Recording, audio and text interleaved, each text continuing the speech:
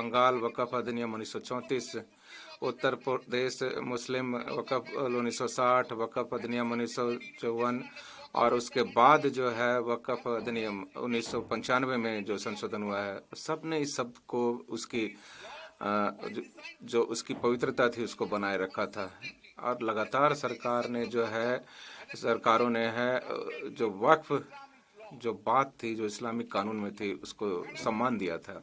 महोदय, जो खंड 2 का इसमें जोड़ा गया है, खंड जितने भी इसको लेके जो किसी भी न्यायालय के द्वारा निर्णय दिए गए हैं सबको जो है निरस्त करता है। ये जो प्रयास किया गया है जानबूझकर जो है मुस्लिमों के अधिकार को लेने का एक प्रयास है। किसी भी प्रकार का प्रयास जो उच्चतम न्यायालय के निर्णय को निरस्त करता है, अवैध करता है। जो खंड ग है सब प्रस्तावित अधिनियम का, उसमें विभिन्न जो है उपधाराएं बनाई गई है। ये जो प्रयास किया गया है जिसके पीछे कोई औचित्य नहीं है और ये किसी भी धर्म के लिए सही नहीं है, चाहे वो किसी भी जाति से आते हों, किसी भी वर्ग से आते हों। और ये संविधान के द्वारा पारित जो है, जिसमें अगर कुछ भी हो सकता है तो केवल संसद के पास ये अधिकार है कि वो इसमें परिवर्तन कर सकता है। लेकिन जो संवैधानिक उपबंध हैं वो वक्फ संशोधन अधिनियम के तहत 2024 के तहत जो है इसके पीछे छुपकर जो है घोरा वक्फ और अन्य वक्फ जो है, और इस प्रकार का जो वर्गीकरण किया जा रहा है वक्फ बोर्ड में, जिसको आधारित बनाया जा रहा है इस सरकार के द्वारा जो सत्ता पक्ष में है, उसकी मंशा जो है वो बुरी है। यदि जो शीर्षक है वो एकीकरण की बात करती है विभिन्न वक्फ बोर्डों को जो है विषय के आधार पे, तो मुझे लगता है ये उनका एकीकरण नहीं बल्कि उनका एक विभाजन करने की बात की जा रही है। महोदया, ये जो प्रस्तावित कानून है उसमें जो सरकारी संगठन है, नगर निगम है, पंचायत को भी परिभाषित किया गया है कि एक स्वायत्त संस्था जो केंद्र सरकार के अंतर्गत काम करेगी, वो योजना 9 का के तहत, चाहे इसमें जो है स्वायत्त शासी निकाय हो या निगम हो, और उनकी जो संपत्तियां हैं, जो शासी निकाय की संपत्तियां हैं, उसे सरकार की संपत्ति माना जाएगा। ये संवैधानिक प्रावधान के तहत महोदया, इस कानून के तहत जो है पंचायत नगर निगम के को जो है सरकारी संपत्ति के रूप में परिभाषित किया गया है। ये स्थानीय जो है स्वायत्त शासी निकाय नहीं होंगे। ये बहुत बुरी बात है महोदया। जो सरकारी संपत्ति की बात जो की गई है उसके पीछे मंशा बुरी लग रही है। वक्फ को कानून को तो जो है जिसके तहत सरकारी संपत्ति को परिभाषित किया गया, इसमें किसी भी गैर विधिक तरीके से किसी भी संपत्ति को अगर कब्जा किया जाता है तो उसकी बात की गई है। इसके अलावा महोदया, जेपीसी में हमने बार बार इस बात को कहा कि आप हमको आंकड़े दीजिए जहां सरकार ने जो है वक्फ की संपत्ति पे कब्जा कर रखा है, कुछ भी नहीं है। और राजस्थान में आप देखिए जो मामला है वो बहुत ही 80% जो संपत्तियां हैं वक्फ संपत्तियां जो है राजस्थान सरकार ने ही उस पर कब्जा कर रखा है। 5 साल तक आपको इस्लाम धर्म का पालन करना होगा। ये जो है इसके पीछे का औचित्य समझ में नहीं आता। ये बिल्कुल मनमाना निर्णय है। जो संविधान के तहत जो हमारी योजना है उसके तहत किसी को भी आप बाध्य नहीं कर सकते कि वो अपना जो है धर्म का पालन इस किसी अनुरूप से करे।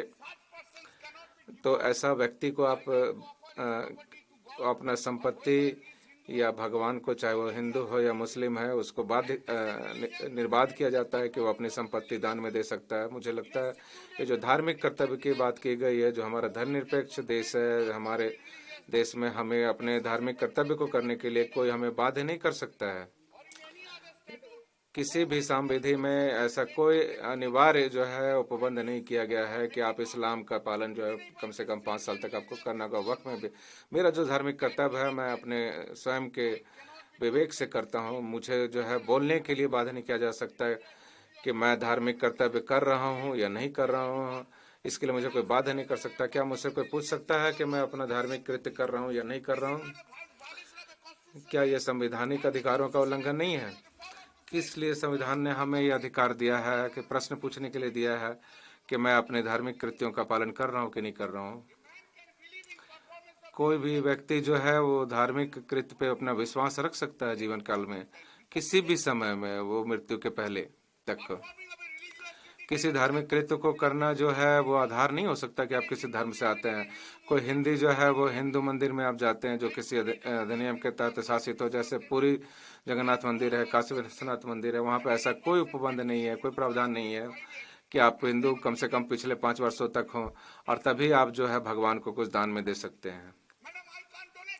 क्या मैं दान में नहीं दे सकता? यदि मैं देना चाहता हूँ, ये मेरा विकल्प होना चाहिए।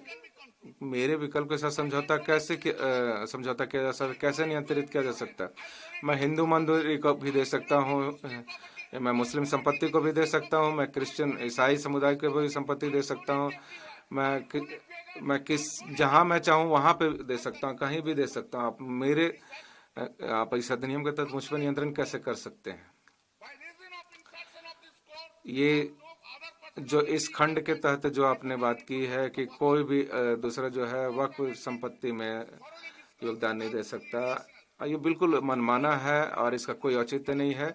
यह अनुच्छेद 14 का उल्लंघन करता है भारत के संविधान का, जो खंड 9(3)(b) है, जिसको एक का विलोप कर दिया गया है, जिसमें कि वक्फ जो है उपयोगकर्ता के रूप में उसका लोप कर दिया गया। हमारे देश में जो वक्फ उपयोगकर्ता के रूप में जो है ये बहुत आम प्रथा है और इसकी मतलब शुरुआत कब हुई इसके बारे में कहना मुश्किल है। ये तो बहुत सदियों से चलती आ रही प्रथा है और जो वक्फ उपयोगकर्ता के द्वारा जिसको मान्यता दी गई है, जो हमारी संपत्तियां है, मैकदम हसन बक्सा, इलाही बक्सा बनाम अन्य का जो मामला था 1912 में, वो पृष्ठ 45 में जो निर्णय दिया गया था महोदया, माननीय उच्चतम न्यायालय ने सैयद मोहम्मद सलील अब्बाही के मामले में कहा था, मोहम्मद हनीफा बनाम अन्य जो है 1976 जो है 476/80, इसमें पैरा 34, 36 और पैरा 39, उसमें स्पष्ट रूप से इस बात को स्वीकार किया है